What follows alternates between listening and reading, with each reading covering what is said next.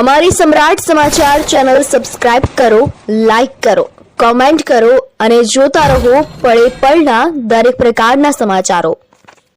Amreli news. Amreli Jafrabad તાલુકાના દરિયાઈ ટાપુ પર આવેલ શિયાળબેટ ગામે વીજ પુરવઠો સતત જળવાઈ રહે તે માટે 30.14 કરોડ ધારાસભ્ય દ્વારા રજૂઆત કરતા ઉર્જા મંત્રીએ મંજૂર કર્યા. ધારાસભ્ય હીરાભાઈ સોલંકી દ્વારા રાજ્ય સરકારના ઉર્જા મંત્રી સમક્ષ રજૂઆતો કરવામાં આવી હતી. જાફરાબાદ તાલુકાના શિયાળબેટ દરિયાઈ કેબલ તાઉતે વાવાઝોડા દરમિયાન ભારે નુકસાન બાદ ગ્રામજનો ભારે મુશ્કેલીનો સામનો કરી રહ્યા હતા. સ્થાનિક ધારાસભ્ય હીરાભાઈ સોલંકી દ્વારા રાજ્યના ઉર્જા પ્રધાન કૌશિકભાઈ વેકરિયા સમક્ષ રજૂઆતો કરી હતી.